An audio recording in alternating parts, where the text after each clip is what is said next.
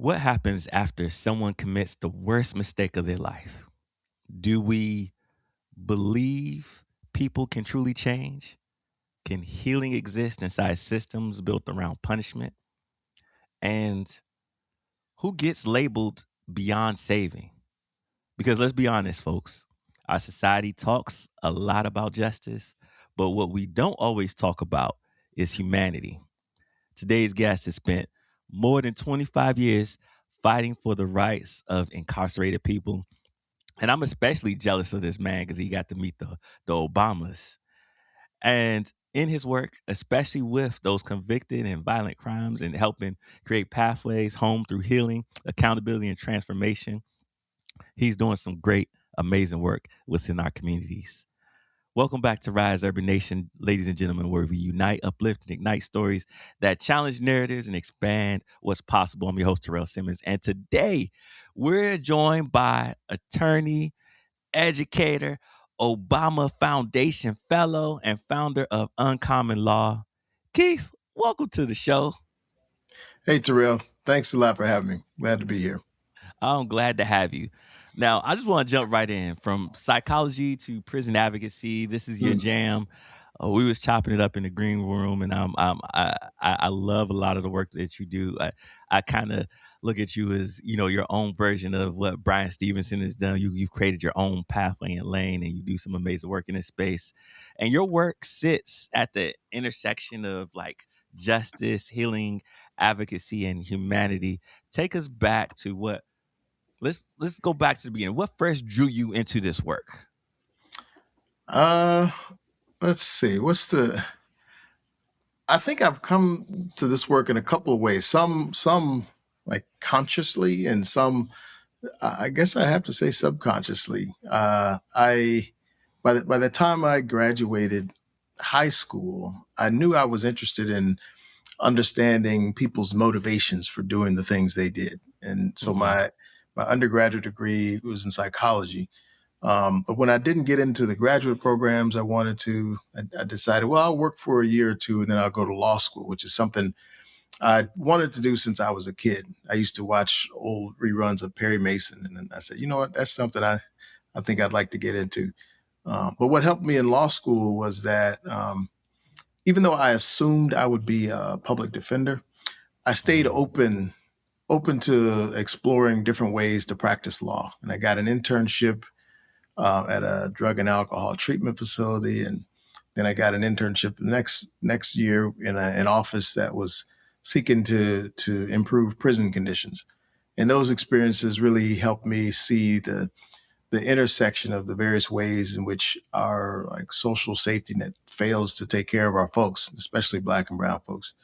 And I stayed with that law office through law school and worked my way into a job after that.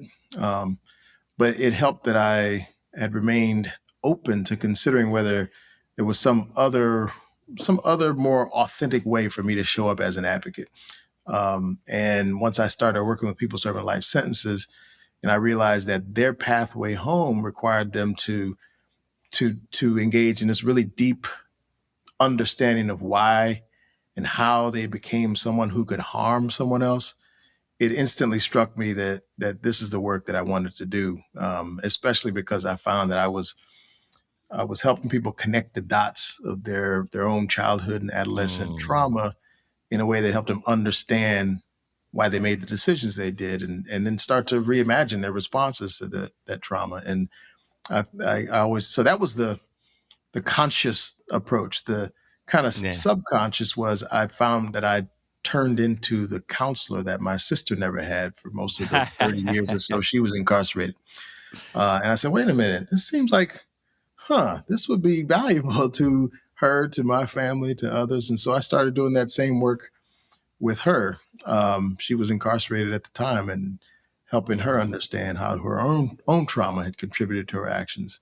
And it just sort of felt like this is how I want to show up as an attorney, as an advocate. And so 20 years ago, this year actually, I founded Uncommon Law to do just that and build a team of people whose focus would be helping people connect those dots and reverse those painful patterns from the past.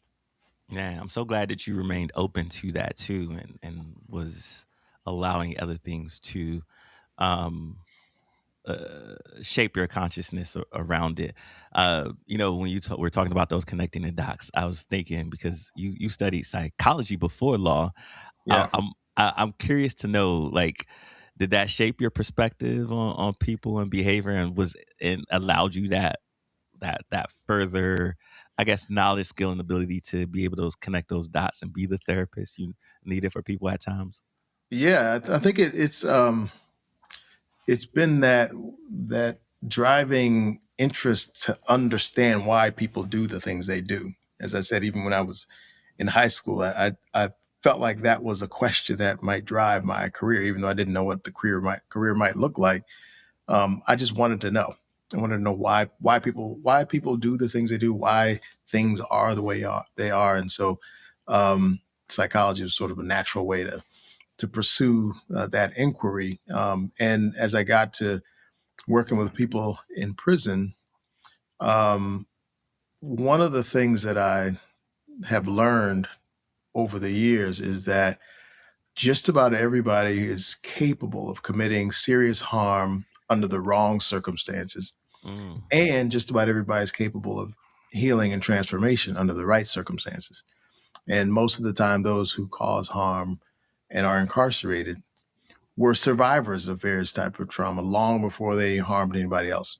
And so, and even when that harm was like self harm, such as mhm. drug addiction, which certainly harms other people as well, it's often rooted in childhood, you know, trauma, like it was for my sister. And so, um, in our work at Uncommon Law, we implement strategies and programs that show how a healing focused response can make a difference, and that's definitely driven by the psychology, and including like the just the normal human sense of needing to belong, and all the when you look at the way in which trauma and childhood and adolescence impacts us, it's sending us messages that we don't belong and that we Yeah. need to make up for that in some way. And so that drives a lot of our work with our clients to pinpoint those areas in their lives when they had that experience and told themselves, "Oh, I don't belong," or "I need to overcome this," or "I need to prove that,"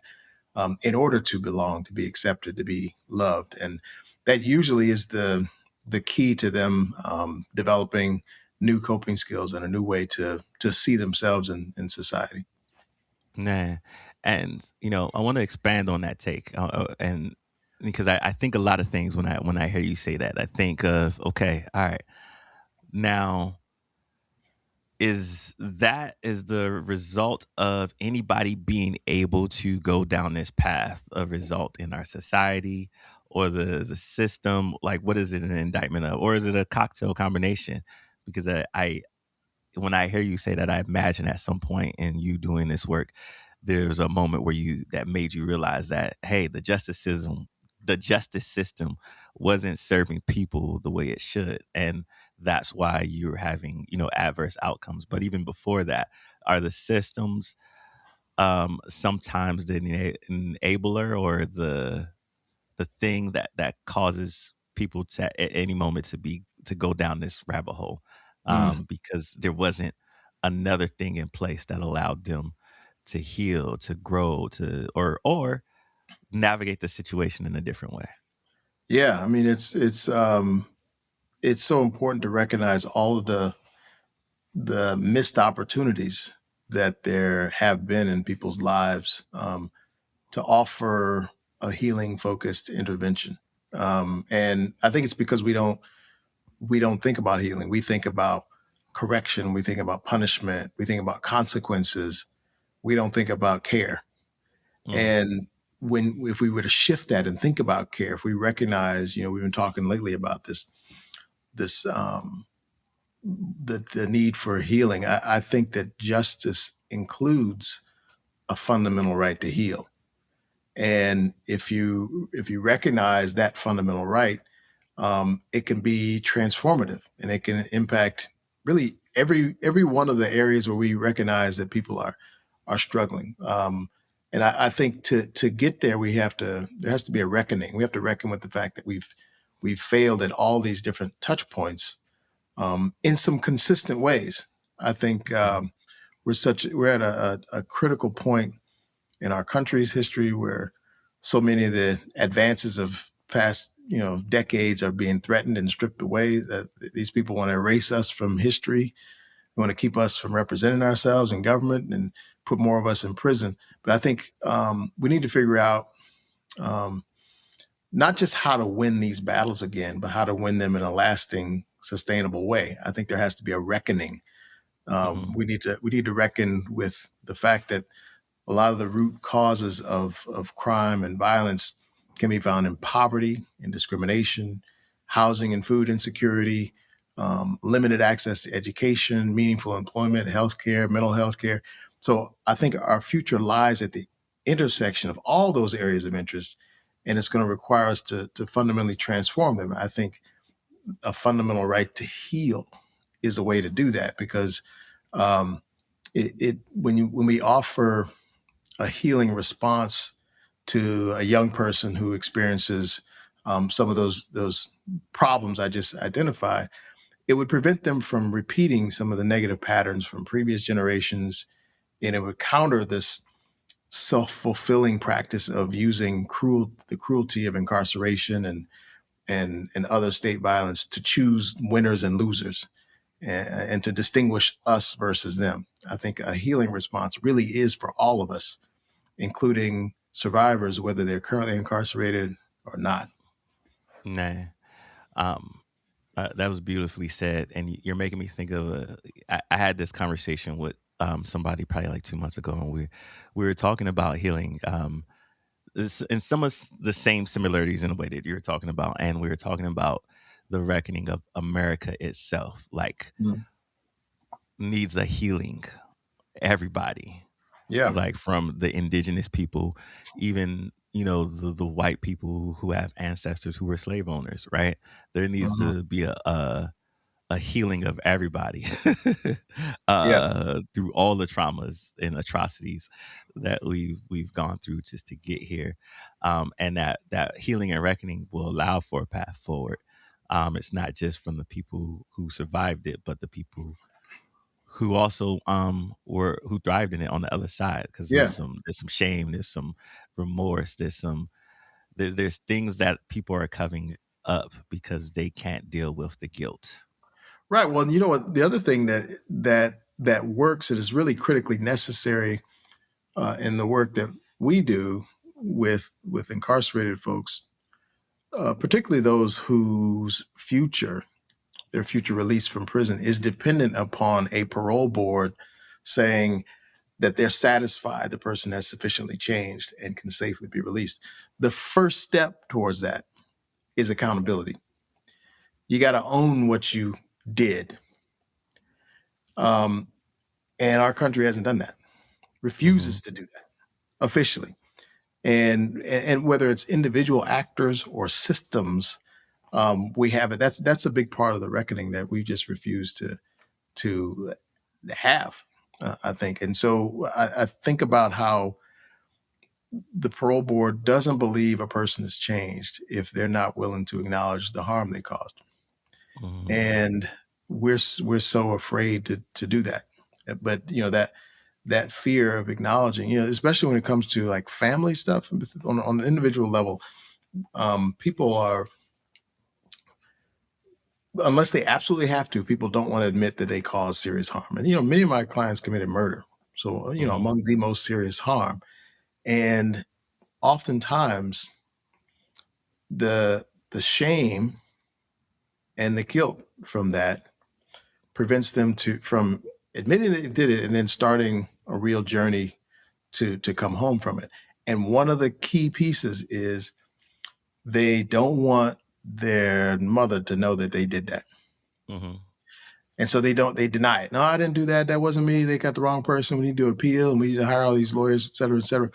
And so they may go years, decades in prison without admitting that because they're afraid of having their mother know and see that their baby was willing to do that. And the thing I tell people all the time is she already knows. Mm-hmm. And she's trying to help you. She's trying to help you feel better by pretending she's going along with your story. Mm-hmm. Now, to be clear, there are a number of people, a lot of people, who didn't commit the crime for which they're incarcerated. Mm-hmm. That's not most of my clients. Most of my clients did it. Yeah. They did, and most of them will admit that they did it. But oftentimes, the barrier to making that admission is, well, what does it mean for my family? Are they going to leave me? Is my partner going to leave me? Are my kids going to have nothing to do with me if they know I was capable of committing that kind of harm? And the process to rebuild those relationships is the openness and honesty, Right. because that allows them collectively to start exploring the why. Well, what was going on that sent me down that path? And really, that often involves re-examining these family dynamics, including, well, what were my parents up to? What was the Mm-hmm. role of drugs and alcohol and violence in our home that had me think I needed to go behave in this way? And so many times we see that our clients who are in prison experience a whole bunch of adverse childhood and community experiences that were never resolved, never acknowledged, never addressed. And that's some of the work we do with them. Yeah. I, I'm also wondering if there. So I think me and my racial equity justice work lens and the journey that I've been on, in there's healing, there's some unlearning, and then relearning, right? Mhm. And I imagine, there might be some unlearning work in the work that you do of past behaviors or what we've known to be true, but Yeah. that wasn't true and didn't serve us. Um, I, Something that I often have conversations with folks about is intent versus impact, right? Hmm. Because somebody might say to me, "Hey, I didn't intend to do that. I'm not a Right. racist. I didn't call you racist, and I know you probably had the best intent, but what we're dealing with now is impact and owning the impact that you Hmm. made, right? So that we can course correct and then lead and have the outcomes that we really want to have, right?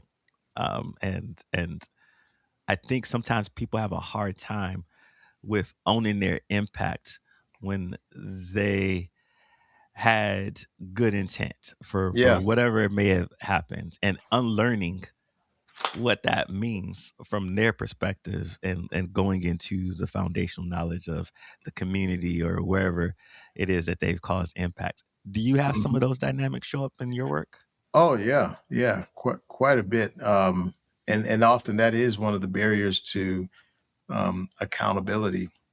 People say, "Well, I didn't mean to do that," and that yes, it certainly comes up in the context of race and racial dynamics, but it also comes up in the context of the corner store robbery where two people go in there, one of them has a gun, and the other doesn't think that anybody's going to get harmed, but the person with the gun shoots somebody. They can say, "Yeah, I was just there to go, get what we can get from the store and keep on moving." That they didn't intend for somebody to get harmed doesn't negate the fact that somebody was harmed. And so Mhm. the impact of their actions, agreeing to and participating in that, was the same, regardless of what they intended. And I think some of what we find is that the survivors of violent crime, they need to know that the person acknowledges the impact of their actions, Mhm. and that they're not focused on like their individual culpability and their role in the thing. Like that can be important from a legal standpoint, and Mhm. a legal culpability. But in terms of like a moral responsibility, it does Mhm. that stuff doesn't matter. The victims want to know that you own the impact of what you cause. The other thing that comes up is people people confuse um, they confuse the concept of guilt with the concept of shame. Mhm. You generally, if you feel guilty about something, it is, oh, I did that thing I shouldn't have done. And I regret that. And you can, I think people are more willing to acknowledge, yes, I did that thing Hmm. and I shouldn't have done that. Let me make up for that. Let me try to fix that. But shame is more of a deeply personal experience of who you are.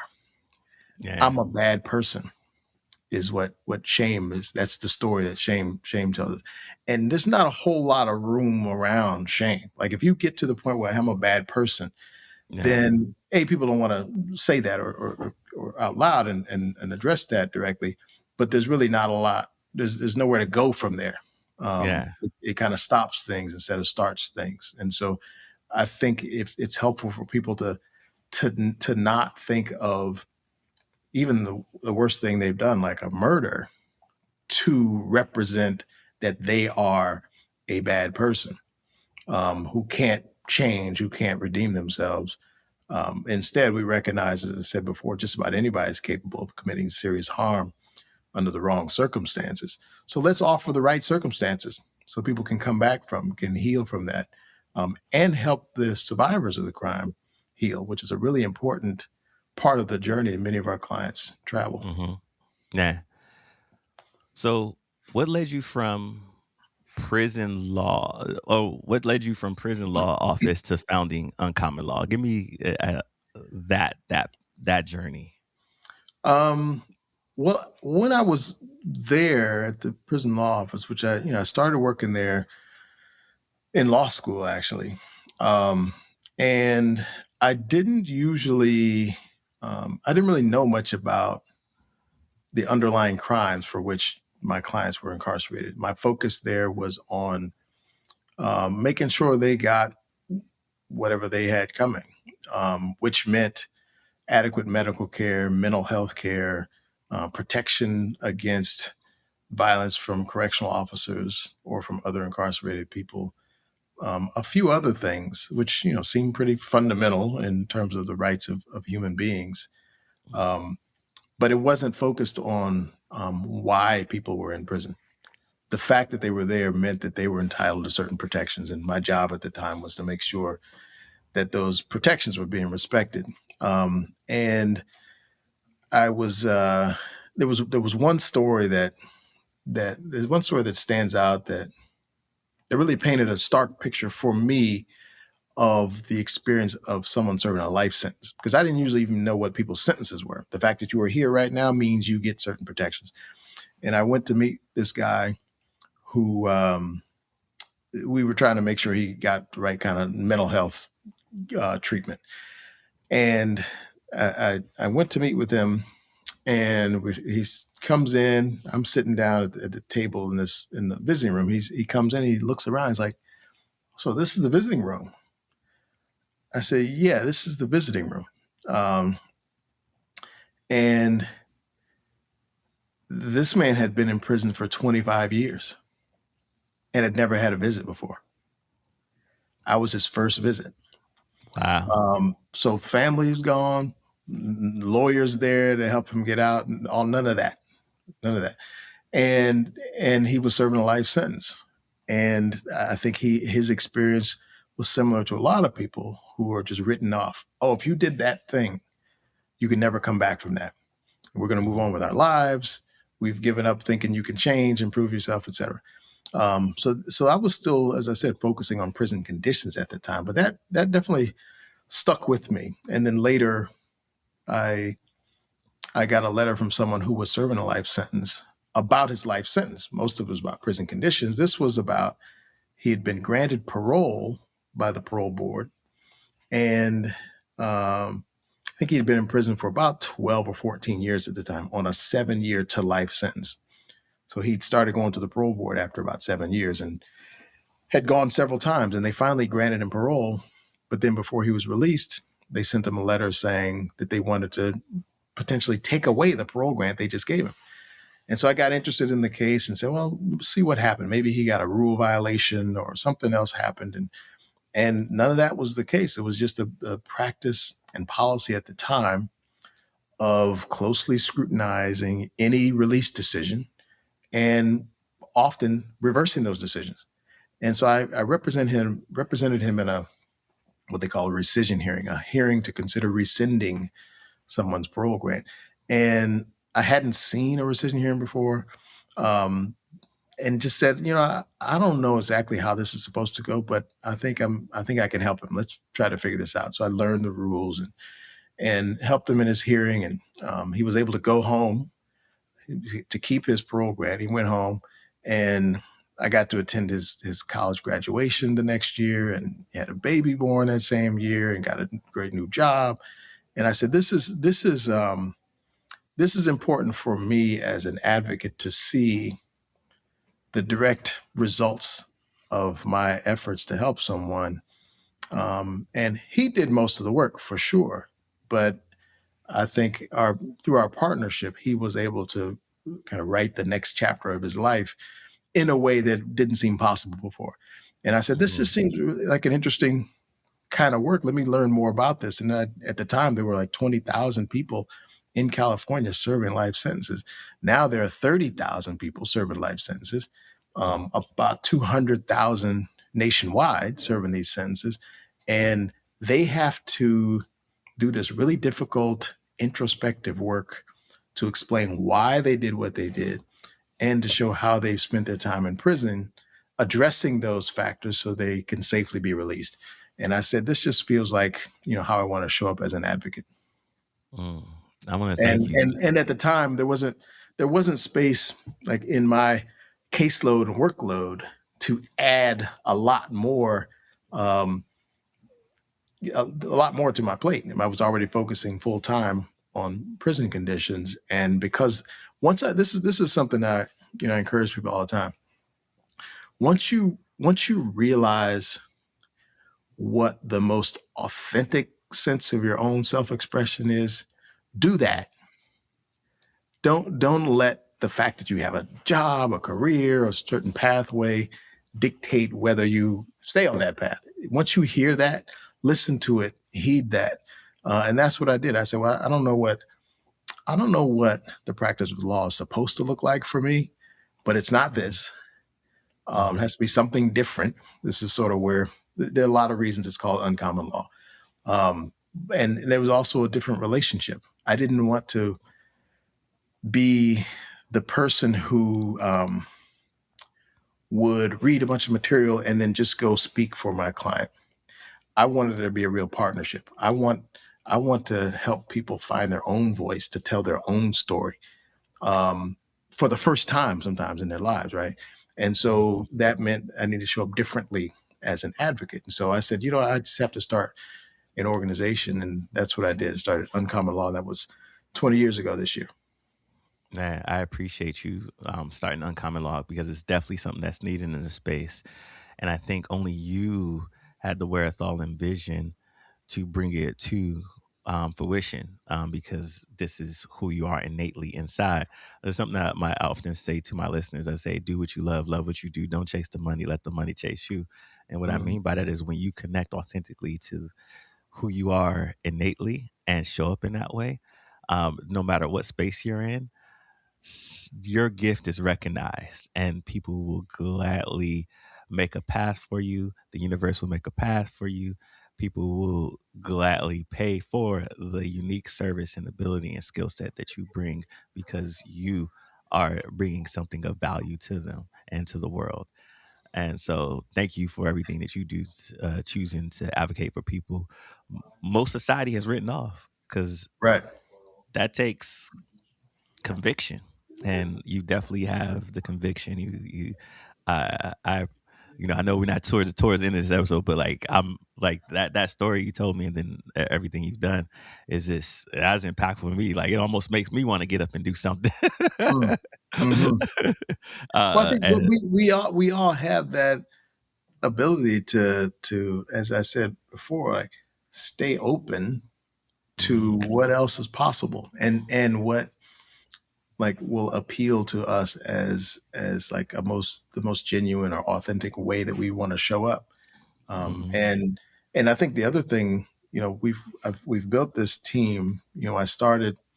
I had one other assistant when I started 20 years ago, and then for many years I had one or two lawyers and a legal assistant, but usually not more than 4 or 5 people. And Mhm. then, but now we have 40 people. I have 10 other lawyers who work here. We have therapists on staff because of the enormity of the work, but also because people, I think, are drawn to this opportunity to show up differently. Mhm. Like I don't think there's another organization like this that offers this opportunity to combine healing focused work with effective legal advocacy um, inside prisons. Mhm. And one of our most exciting programs is training currently incarcerated people as peer mentors to do this same work, to Mhm. facilitate these conversations in the maximum security prisons, really carving out therapeutic communities inside the prison. And when you see that happen, um, and and and this community develops across racial lines and different divides that ordinarily would pit people against each other in prison, it's a powerful example of what's possible when we offer a healing focused response to violence and we reimagine the relationships of people who've committed that kind of harm. So Mhm. I think the people who work here are drawn to that new opportunity. They're drawn to the idea that we don't write people off for forever and that we offer healing. And so, as I said before, the more we sort of zoom out, we see a lot of potential intersections for healing focused responses that really have nothing to do with corrections, but everything to do with building the kind of society we want to live in. Yeah, and I think that's because you bring a level of humanity to the work. And I wanted to zoom out for a second with you and talk about that humanity, especially the humanity that you've been able, not only just with the amazing staff and the organization you built, but the humanity you've been able to accomplish by building these peer mentor groups and so forth inside a system that's designed to punish people. Yeah, And I want to talk about specifically the emotional and moral complexity of this work because a lot of mm, people say they believe in rehabilitation until the crime feels personal or yeah. uncomfortable. Um, what has your work taught you about the people society labels as a violent offender? Mm. Well, the point I made earlier about how under the worst circumstances, just about anybody is capable of causing harm, and under the best circumstances, just about anyone's capable of healing and transformation. I know that because I've seen that, and that really it's across the spectrum. I've seen people who have committed serious violence, including murder, who transform themselves while in prison and become better partners to their spouses, better parents to their kids, better kids to their parents than folks who are outside Man, because now they say that again because I think there's a big misconception people have that these people can't do that, and I yeah, want well, people to really hear that. no, it's true. People, when you do the work to understand yourself and to be willing to be vulnerable with the people in your life, anything is possible. You can forge really strong, powerful relationships, including those that people wrote off. We thought were lost. If somebody commits harm, we think that's all we need to know about them. But they're still in relationships with their family. They may still be married. They may still be parents. They may be children, siblings, etc. And so each of those touch points represents an opportunity to transform that relationship and to show the people on the other side of that relationship what else is possible. Beyond the harm, what else is there? Well, there's accountability, there's healing, Mhm. and the earlier we start that healing focused process and offer those responses, the earlier we interrupt and disrupt that cycle that has an intergenerational impact on our families and in our communities. So I've Yeah, seen people be, the the best parent through a series of phone calls with their, 15-minute long phone calls with their kids that have the ability to transform those kids' lives. And these are kids that may have friends who see their parents every day and don't talk to them for 15 minutes. Yeah. And so the power of those connections, when it's genuine, when it's insightful, when it's accountable, when it's vulnerable, it's powerful.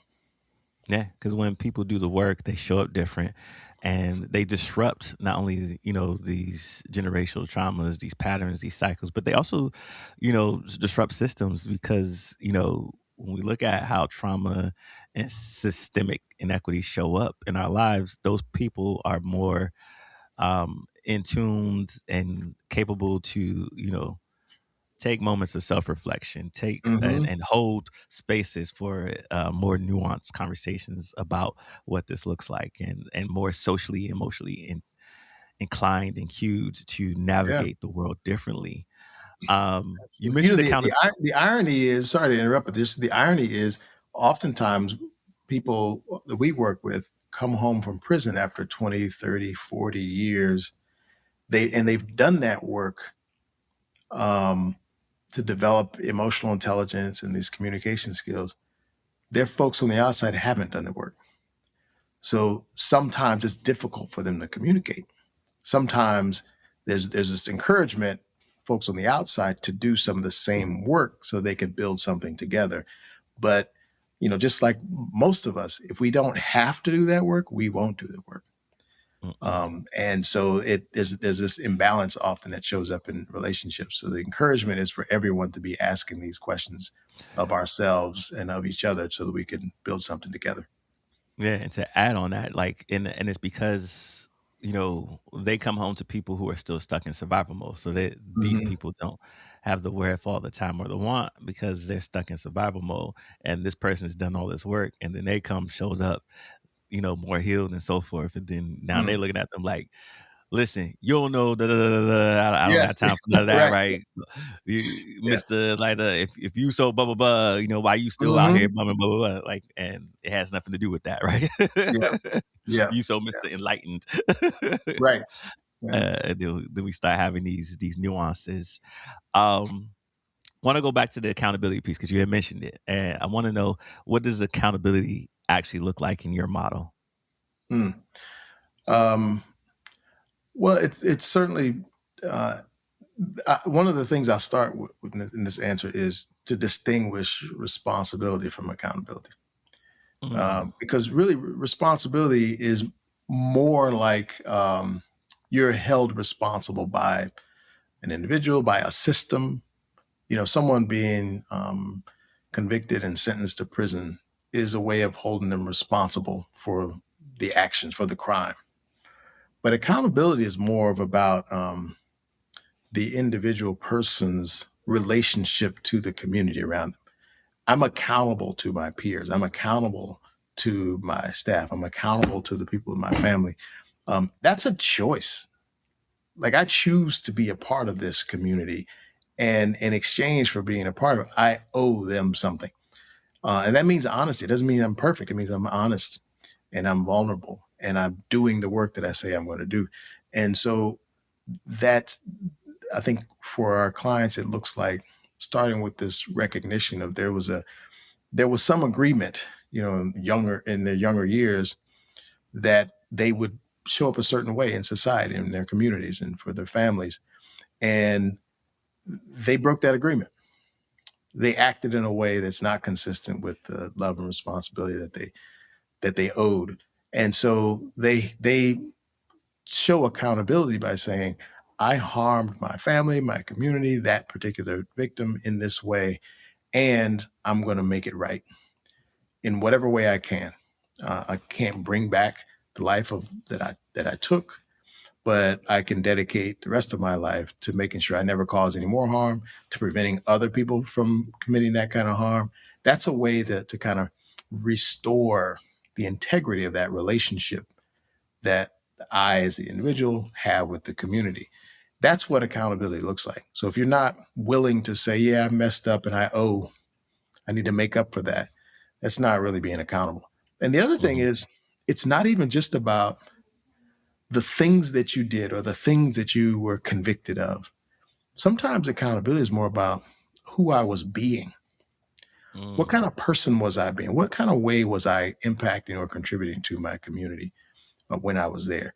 If I was doing it in a way that doesn't really add to it, it doesn't build something that causes harm, then I could be accountable for that. And that can show me a pathway to change the way I show up for my community.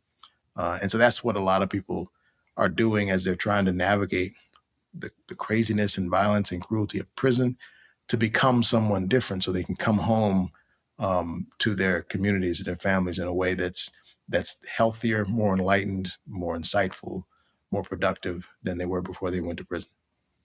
Yeah. What what resistance have you faced from public or the system itself when advocating for second chances? Well, people pretend that there's a difference between somebody who commits a violent crime and somebody who commits a nonviolent crime. People Mhm. pretend there's a difference, and I mean that because um, the while the actions in that moment may be different and maybe can be labeled, the people aren't really that different. You know, the and a lot of the reforms we've seen in past decades have focused on people incarcerated for nonviolent crimes, often drug related crimes or property crimes, and those folks shouldn't be in prison. But often they are the ones who get some relief from prison because we label their crimes as nonviolent. But I often think about the ways in which somebody who is involved in a drug deal, let's say, you say, well, that person has an addiction. That's a nonviolent crime. That's true. Um, but many drug deals go badly, and often somebody gets hurt. That crime becomes violent because somebody gets shot, somebody gets harmed in some way. And if we focus on, well, are we labeling it a violent or nonviolent crime? Then we miss the fact that the underlying motivation that brought those people to the drug deal is the same. And then we miss the opportunity to heal whatever's in the middle of that or under that. And so I think it's this tendency to apply labels to people, to scenarios, to places, to situations in order to quickly choose who is worthy of a path to redemption and who's not. And I think it misses some really important underlying features and dynamics that are the ones that we really need to deal with. Yeah, and I think it also, back to what you were stating earlier, it really misses the opportunity to focus on, the transformation piece, which requires more than punishment, right? And which Yeah. is what you're doing, which requires that space for healing. And let's talk about that, like redefining justice through healing, because that's exactly what the work that Uncommon Law is doing. Mhm. Your organization uses a trauma informed model for advocacy that centers healing and accountability. Um, what would you say makes your approach different from traditional legal advocacy? Well, one of the things, as I talked about before, was the unique relationship between our staff and our clients. A typical legal relationship is one in which we gather the information, um, documents, other research, data, et cetera, and we appear before a court or we submit those documents, making an argument on behalf of our clients, either to say, hey, they're not really responsible for this, they didn't do that, or didn't go down that way you said, and here's what the outcome should be. Um, Whereas in this context, the context of our work, we recognize a couple of things, including that most of our clients have survived some type of harm, some type of trauma, many types of trauma, most of the time, long before they harmed anyone else. Also, that from the time they were young, other people have been telling their story. They've talked about our clients for decades. written about, published decisions about, issued orders about. And so a key to a trauma-informed approach is the agency of the person who's impacted, that for them to have some say about what is said about them, that they regain some sense of control over their own narrative. That's an important part of what we do. And that means when we have a hearing, a parole hearing can last on average 2 to 3 hours. Some last a lot longer than that. But say in a 3-hour parole hearing, I'm there with my client. In that 3 hours, I may speak for maybe 10 minutes. All the rest of the time, the client is speaking. They are answering the parole board's questions. And they are telling their stories, sometimes for the first time, in a way that is very insightful, that is showing their accountability and showing how they've used their time in prison to change their lives. I can say some of those things, but the parole board doesn't care what I think. They want to hear this person's individual understanding of themselves. So that's what we support, whether it's through our lawyers or our therapists. We have a team of therapists who work with folks, including we have a couple of therapists with doctorate degrees who are formerly incarcerated who represent our clients. One of them is a former client of mine who came home from a life sentence, then got his degrees and works with us as a therapist, both for our clients and providing trauma therapy for our staff. So these are some of the things that make us I love that. different.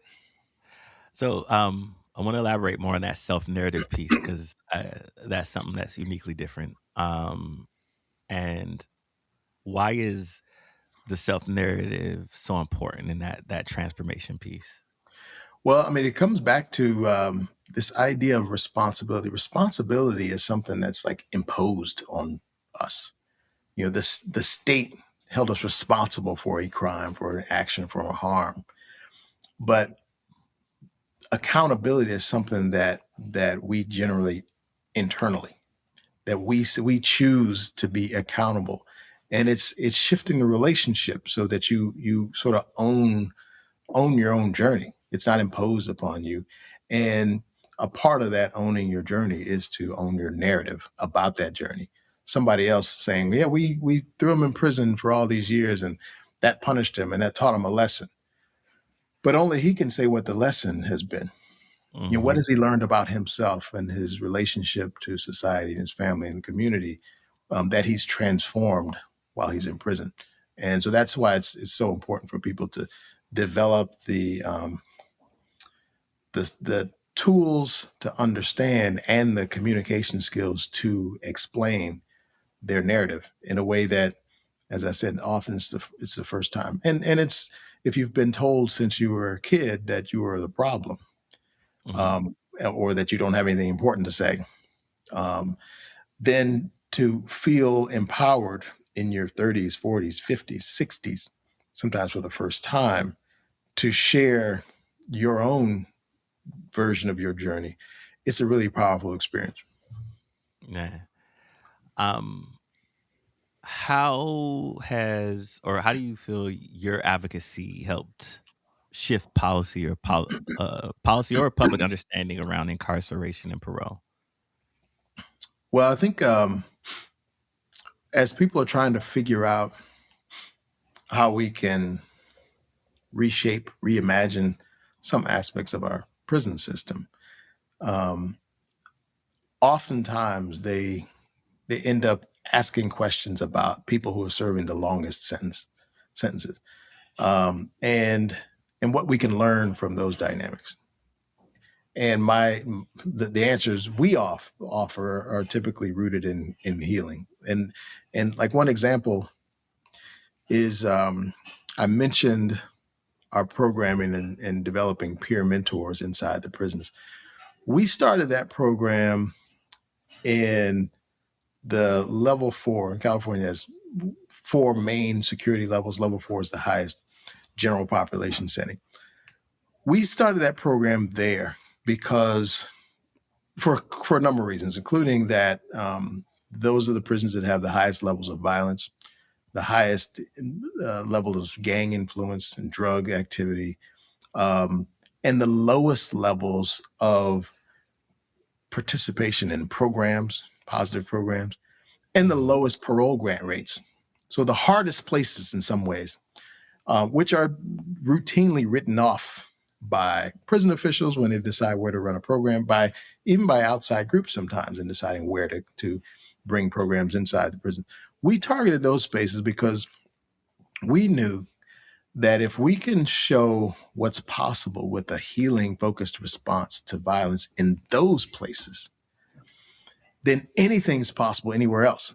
Like if this is the hardest place and we show that it works, and it works, like we're seeing that already. If we show that, then that convinces the doubters to try something new in other spaces. I love And we're this. seeing it. We're seeing people create these really strong bonds, as I said, across racial and geographic boundaries that they used to perceive and respect that don't make sense anymore because they recognize, wait a minute, that dude over there who looks very different from me had the same background as I had. He experienced the same thing I did. He told himself the same things about himself that I told myself. So we're on the same journey. How can we help each other heal through that journey? And so creating those kinds of examples, I think, demonstrates what's possible when we do that in all these other touch points and potential intersections we talked about earlier. I love this.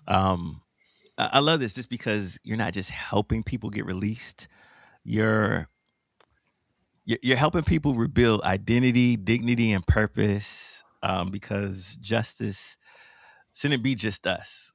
Mm. Justice without healing still leaves communities broken, and I think we want to heal and repair communities, and that's the Mm. really the key to the transformation that we're trying to reach.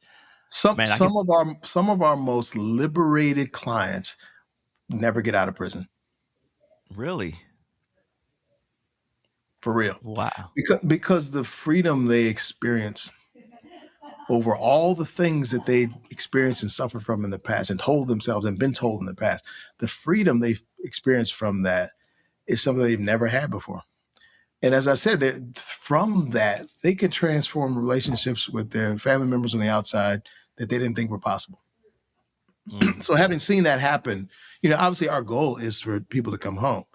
Um, man, and we're making that happen. And because this year we expect to see our 350th client released from a life sentence.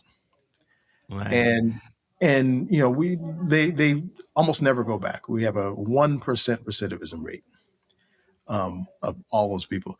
But some people will not make it home, whether mm, it's for political reasons, their case is just sort of too hot, the governor won't let them go. That's a whole other conversation we could have. Or some other factors may come up that make it so they can never physically get out of prison, but they still have the experience of liberation once they've done man. this work and free themselves from those stories of the past. I would say liberation is coming home. Hmm. Um, as the late great Bob Marley say, um, release yourself from mental slavery. None of them can free our minds. Yeah. Our program inside is called Home After Harm. Home after harm. Yeah. Wow. Now that's Because, a redemption song there. okay, this is what I'm saying. This is what I'm saying. That's what it's called. Even if you physically don't get out, you still get to come home to your original self Right. before you were harmed, before Mm, the trauma set, before you built up layers and layers of protection from the world and change your identity to protect yourself from the world. Go back to who you were originally, because that mm, person is lovable. That person's acceptable. That person belongs. So you man, can come back to that even after you've both experienced and caused harm. man, man. I know we're at time, but can I still 15 more minutes with you just to wrap this all up? Yeah, Because yeah, this is sure, just sure. powerful. Yeah. Um, because like what's going through my mind is the redemption song, the changing the narrative, all of those Hmm. things. And so let's zoom out for a moment. What do you believe our society gets wrong about redemption? Um, One is that only certain people are deserving of it. Hmm. that it's only possible for certain people. Like there's this when I sometimes tell people, "Oh, I work with people in prison," or I'm an attorney for people in prison," the first thing they say is, "Oh yeah, well, a lot of innocent people in prison." I say that's true. Those aren't my clients. Like we're unapologetic about the fact that we represent people who cause serious harm, including murder, and we're clear that doesn't tell us that much about them.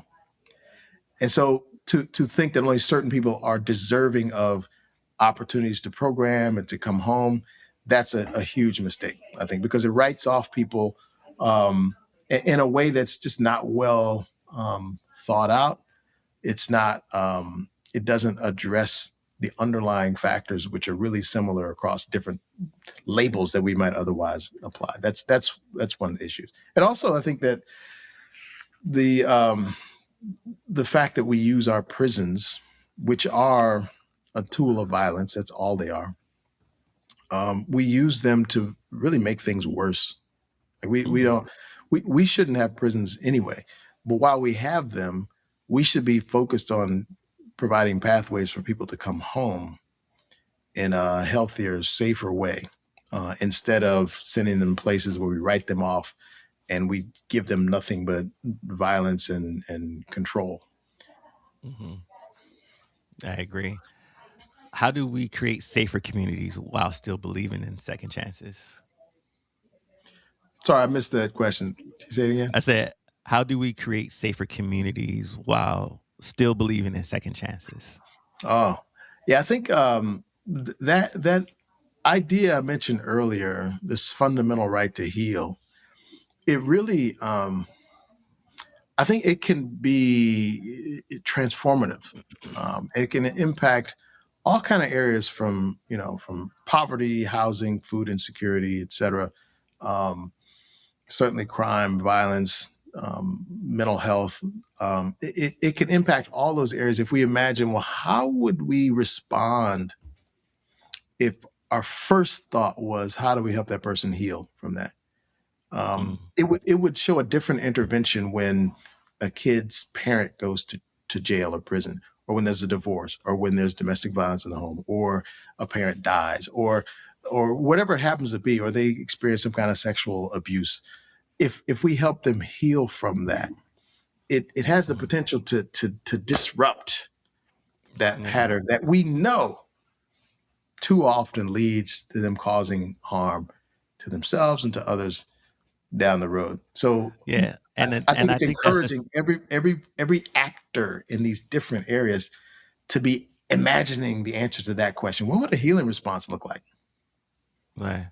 And I think that's especially, true for our black and brown communities and for those black and marginalized communities especially. Why do you think this piece of the conversation is so important? Yeah, I mean, because we've been otherized so much and are Mhm. are at the impact of so many like systems levels harming decisions.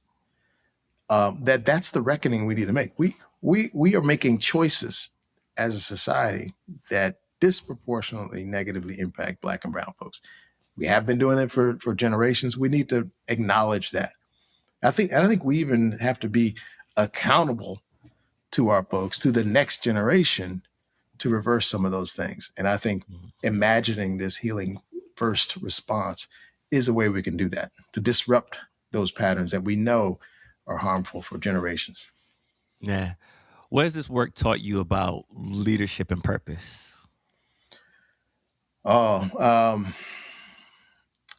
I want to say that like leadership doesn't look any one particular way, except that it needs to be authentic.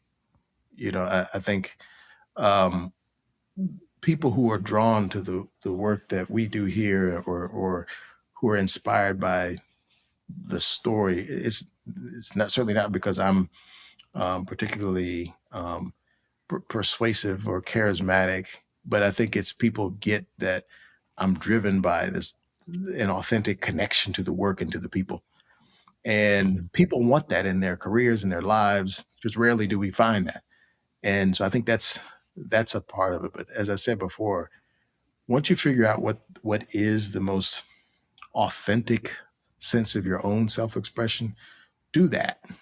Mhm. Find a way to do that, and support others in doing that. I think that's the a part of the way our team has grown, is giving people a chance to show up here in places that they didn't get a chance to do that in other places. Nah. After 25 years in this work, what still gives you hope? Well, I started working with people serving life sentences, 25, almost about 26 years ago now, and was doing that on top of my other job for Wow. several years. And then 20 years ago, founded Uncommon Law. And so, as I said, we're celebrating our 20th anniversary this year, and um, having seen so many people transform their lives when they started at a place that everyone had given up on them, and we had a system that had given up on them and treated them as throwaways. Have them come back from that, transform their lives, and then become people who are helping others along that journey. And that includes, we have, I think, 7 people on our staff who've come home from life sentences, and they work for us full time. And this is their job, to have created those opportunities and to see them make the most of it is a really powerful example of what's possible when we Mhm. offer meaningful opportunities for engagement for people who are formerly incarcerated. But the other thing we're doing this year is, as part of celebrating our 20th anniversary, we're hosting a series of events that will culminate in this conference in October, on October 23rd. It's going to be right here in Oakland, which is, as you know, is the birthplace of the Black Panther Party. Mhm. We're meeting at the Huey P. Newton and Bobby Seale Student Lounge at Merritt College. Nice. It's going to be focused on lifting up the work of those who are providing healing focused services to people inside prison. We just opened up a request for proposals for those who want to present at the conference. So people need to submit those proposals by June 15th. And then we also have, as part of our celebration, our annual Uncommon Heroes Award dinner. And then Mhm. the following day, we're having a picnic for all the folks who've come home from long and life sentences over the past 20 years. People can go to our website, uncommonlaw.org, to sign up for updates, to get all the information about how to present a proposal. But it's a great way for us to show each other and broader society what's possible when we focus on healing. We're not going to be able to bring everybody home. We're still going to Mhm. try. But in the meantime, folks are in there, and we want to provide a safe way for them to live and support each other while they're doing this time. Yeah, and so all my listeners, don't worry. I'm gonna get the links from them. I'm gonna put it in the chat so that you have access to that. Congratulations on 20 years, and can't wait to see what that conference yields. I definitely going to try to see if I can make my way up. Um, to my listeners who have been listening to these messages, I want to leave you with this: who have you decided is beyond redemption? What would it look like to lead with both accountability and compassion? Because sometimes the people we're quickest to discard are the people most capable of transformation. So Mm-hmm. let that sink in for you as you listen to these words today. Keith, man, this conversation challenged us in the best way. You reminded us that justice isn't about punishment, it's about healing, dignity, and the possibility of becoming more than your past. The only thing I got left is, where can people connect with you and support the work of Uncommon Law, and then give people a shout out to the conference coming up again and where to submit proposals. Yeah, got it. Well, people can always learn about what we're doing and who's doing the work by visiting our website, uncommonlaw.org. We're located right here in Oakland, but we have folks who work in Southern California as well. So we cover the state. And we provide a lot of resources on our website, or if people want to write to or call us, um, to demystify the process of coming home from a life sentence. We provide a lot of resources to thousands of people throughout the institutions every year. So, and we have other ways to engage for the public to engage the process. to directly interact with legislators. A lot of ways we want to give people a chance to participate and to bring our folks home. And as I said, while they're still in prison, support their healing journeys. So check us out at uncommonlaw.org. There's information about the upcoming conference, how to submit proposals to present, and other events we have coming up as part of our 20th anniversary celebration. Really appreciate Yeah. the time you offered, Taryell. This has been great conversation. Yeah, great conversation. What date is the conference again? October 23rd. October 23rd. So y'all mark your calendars. October 23rd is going That's right, down in right here in Oakland. Oakland. You know, the place where the Black Panthers were birthed. Mm-hmm. And there's a lot of great brothers up there doing work. So you need to show me the good food spots, because every time I come up there, Keith, I eat good. So I need Oh, to know where to eat at when I come up there. absolutely. Absolutely. We got you covered. Family, if this episode moved you, if it made you think differently, share it, because conversations like this matter. At Rise Urban Nation, we believe in storytelling has the power to humanize, heal, and transform. Until next time, unite, uplift, and ignite. Peace.